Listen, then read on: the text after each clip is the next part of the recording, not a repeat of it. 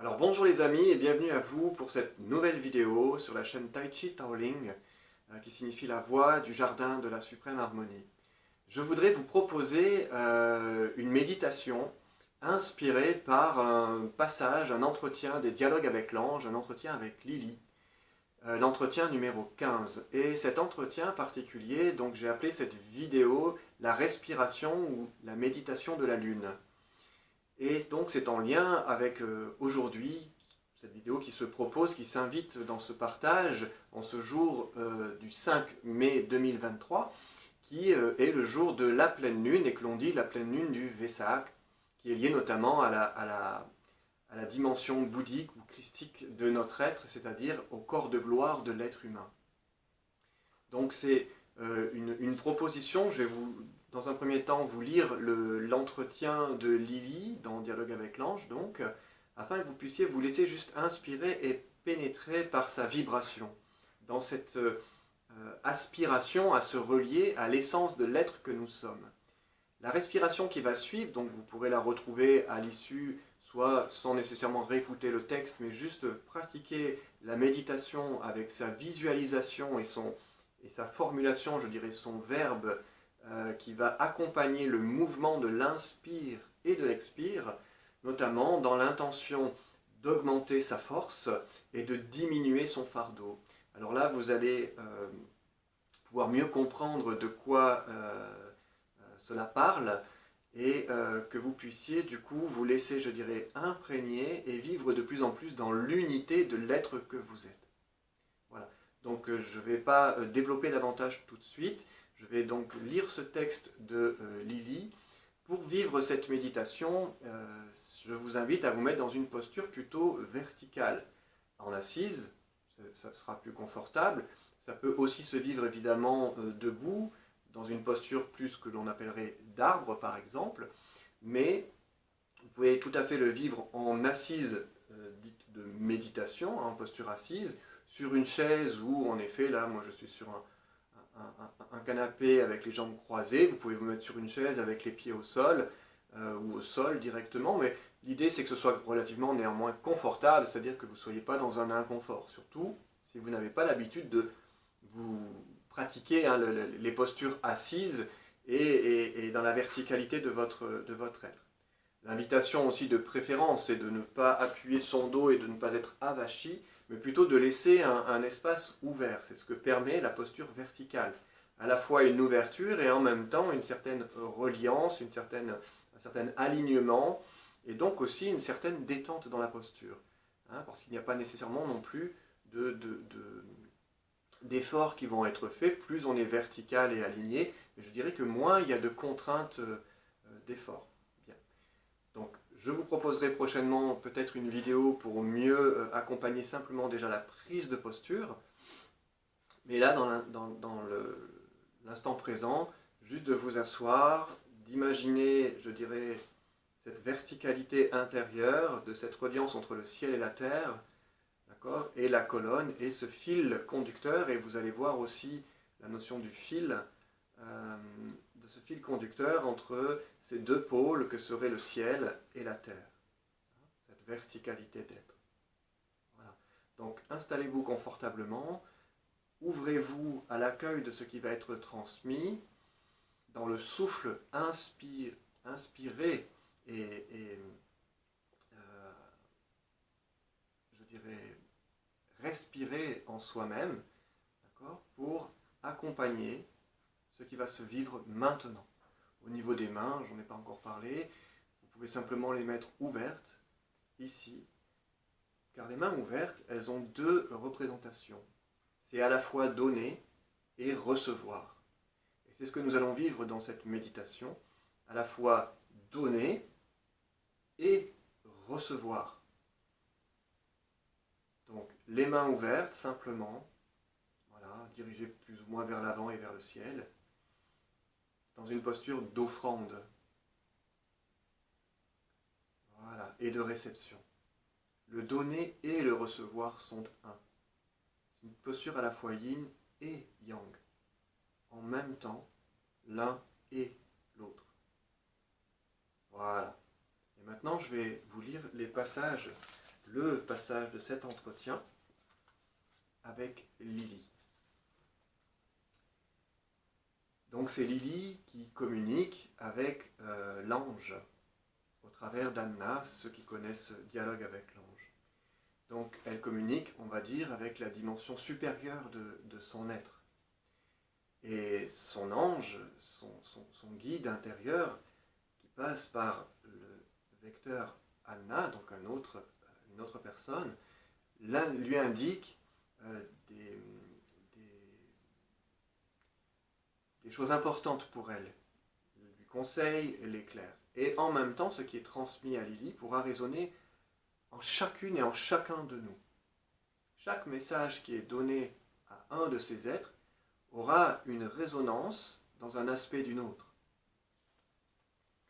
Ainsi, l'ange dit à Lily: chaque pensée que tu m'adresses est un fil très fin.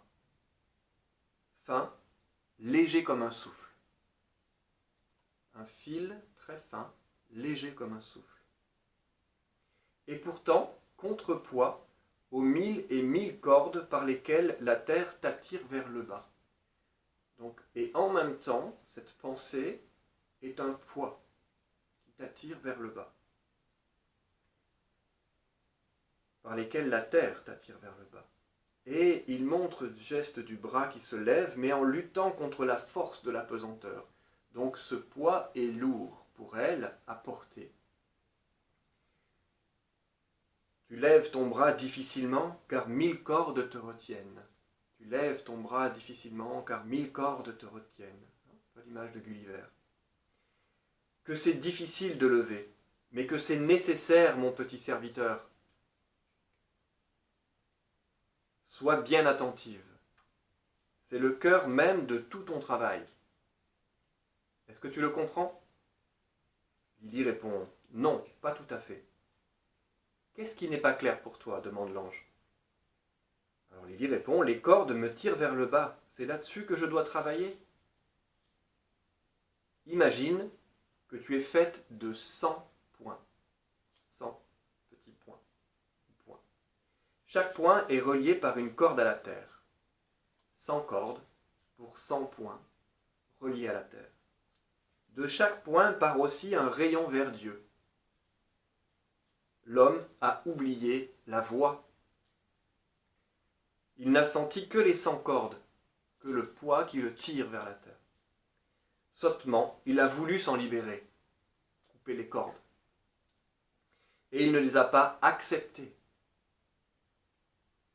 Voici son erreur, le refus de cette corde et de ce poids. Sur le point où il n'a pas accepté, il est coupé de Dieu. Sur le point où il n'a pas accepté, il s'est coupé de Dieu. 100 points, s'ils sont lourds, c'est bien. S'ils sont sans poids, dans l'absence de poids, ce sont les ténèbres extérieures. C'est tomber en dehors de la voie. Mais s'il t'est donné de relier les 100 points à Dieu, 99 points sont insuffisants. Mais il t'est donné de relier les 100 points à Dieu, et 99 points sont insuffisants. Chaque poids que nous portons comme un fardeau, coupé du divin, de Dieu lui-même, est un poids que nous portons et qui nous met à l'extérieur de nous-mêmes. Ce sont les ténèbres extérieures, et c'est tomber en dehors de la voie s'ils ne sont reliés à lui. Et s'il n'en est que 99, cela est insuffisant. Le tronc d'arbre vermoulu est léger. Le fruit sans graines est léger. Le chardon sec est léger. L'arbre chargé de fruits, lui, est lourd. Chacune de ses branches se penche vers la terre, mais le fardeau est doux et léger. Apprends à tes protégés le poids pour qu'ils retrouvent la voie. Geste vertical de haut en bas et de bas en haut. Cette fameuse verticalité de l'être dont je vous parlais au début de cette vidéo. La ligne de la force qui tire vers le bas est la même ligne que celle qui tire vers le haut.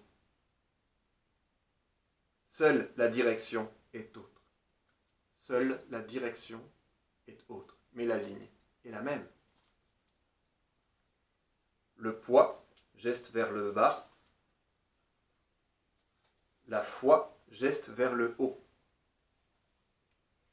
Sont la même chose. Le poids et la foi sont la même chose. Le sans-poids, c'est le rien. Agitation horizontale de la main, donnant le sentiment de non-sens. C'est l'égarement. J'attends ta question, dit l'ange. Lydie demande. La croissance de la lune a-t-elle une influence sur mes actes? L'ange répond. L'homme est l'essence du monde créé. L'homme, l'humain, est l'essence du monde créé. Une moitié de lui, la meilleure moitié, est au-delà du créé. Chaque force va servir. Jusqu'à présent, c'est toi qui les sers. Chaque force va servir, mais jusqu'à présent, c'est toi qui sers les forces. Ainsi, tu peux savoir où tu en es. La lune croît, et toi aussi tu crois.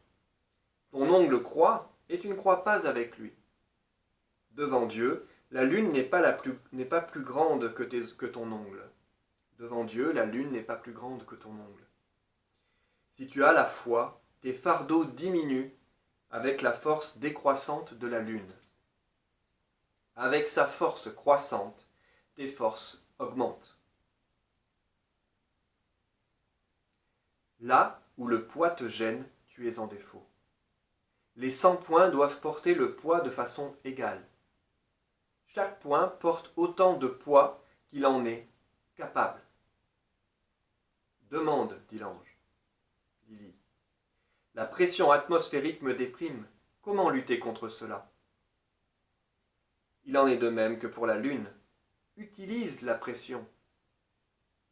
Elle peut devenir une aide merveilleuse. Si tu ne travailles pas contre elle, mais avec elle, cède-lui, ainsi tu la domineras. Elle ne peut pas te presser plus bas que la terre, pas plus bas. Elle t'aidera pour trouver comment répartir le poids. Si chacun des 100 points porte de façon égale, elle ne te dominera plus. Essaie et tu comprendras que l'homme est insensé. Il est comme un roi qui lutterait contre son propre peuple. Lui, il a dit, aime ton ennemi. Chaque force est l'ennemi, si tu ne l'aimes pas. Tu ne peux pas l'aimer si tu ne la connais pas. Si tu t'unis à elle, il n'y a plus d'ennemi. Demande. Lydie demande. Je suis si rarement humble, cela me fait mal. Qu'est-ce qui t'en empêche? J'oublie d'être humble. Tu vois, c'est en même temps la réponse.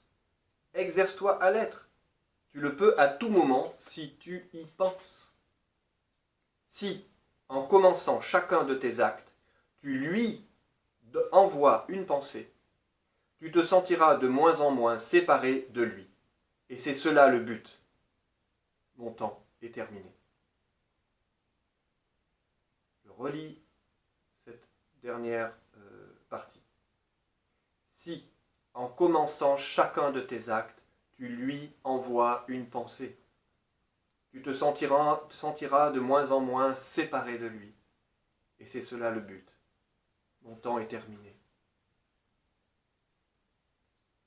Ce texte est à l'image du taoïsme, du Tao, de la voie,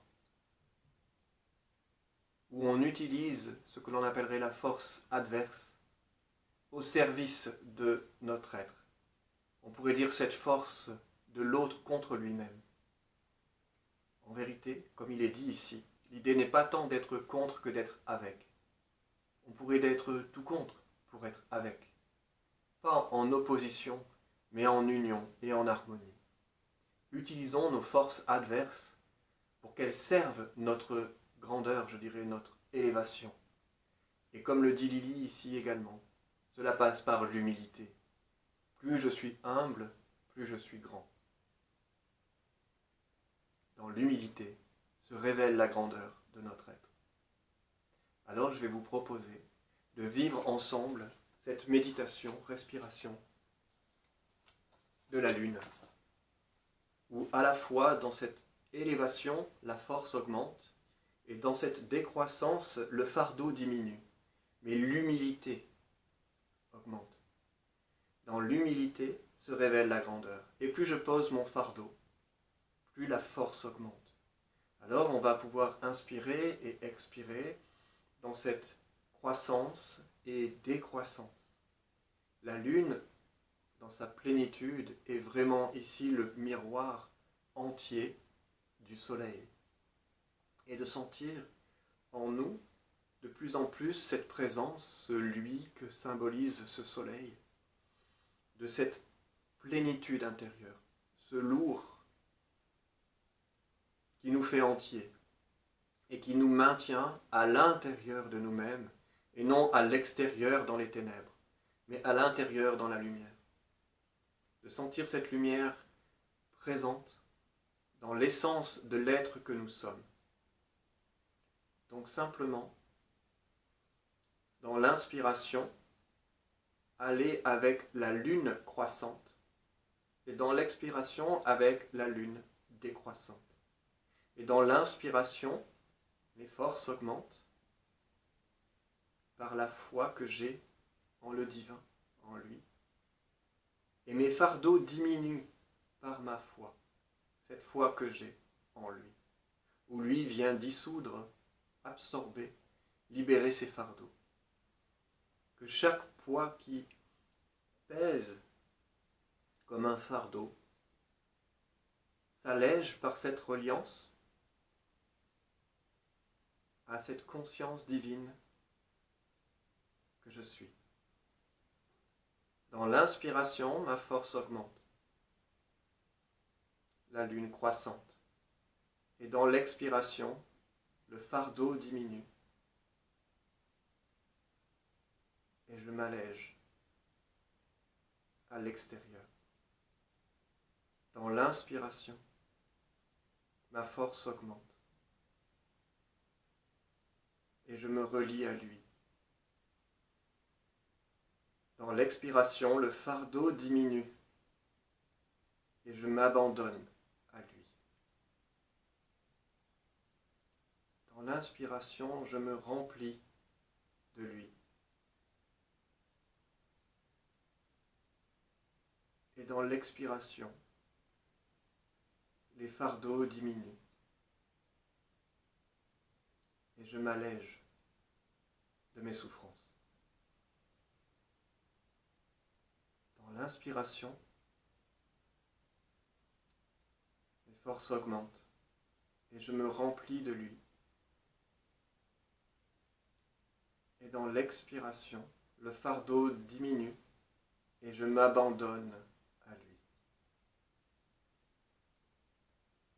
Inspirez. Mes forces augmentent et je me remplis de lui. Expirez. Mes fardeaux diminuent et je m'abandonne à lui. Inspirez à votre rythme, dans se donner et se recevoir, se remplir et s'abandonner. Au rythme de la lune, qui croît et qui décroît, se libère de ses illusions et trouve la vérité dans l'union. Dans l'inspiration, les forces augmentent et je me remplis de lui. Dans l'expiration, mes fardeaux diminuent et je m'abandonne à lui. Je me relie par la foi à l'unité que je suis.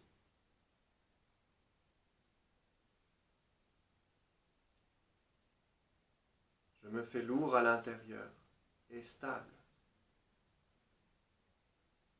léger à l'extérieur et fluide.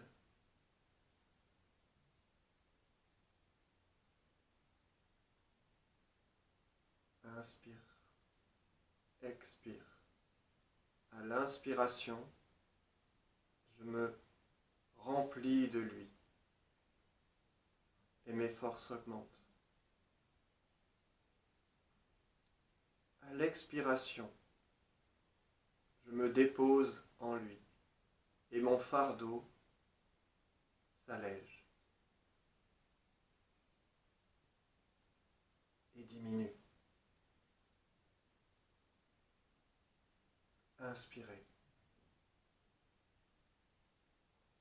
et expirez.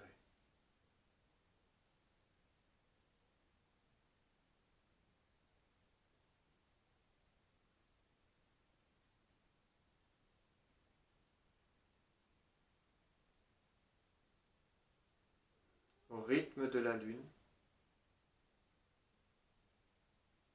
la force augmente et mon fardeau décroît. Je me fais plein et lourd à l'intérieur, vide et léger à l'extérieur.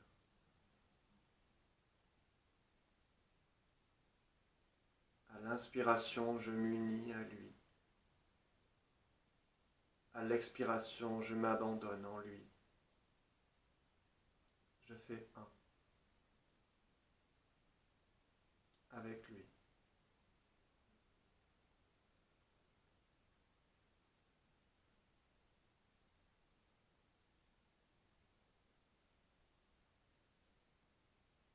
Inspirez et expirez.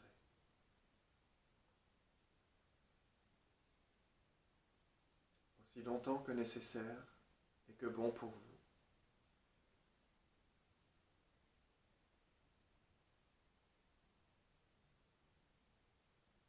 Pratiquez cette respiration, méditation, reliance et abandon.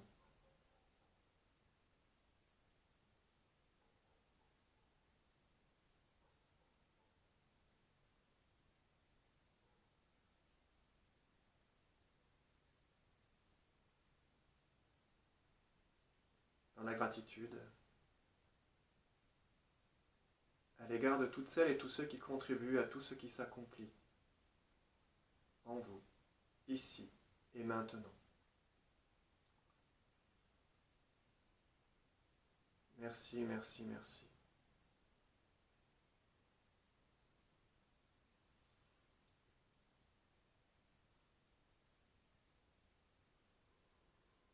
Nous pouvons joindre nos mains devant le cœur,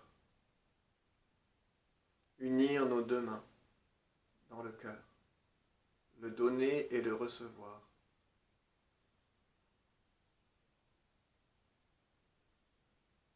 Unis en notre cœur.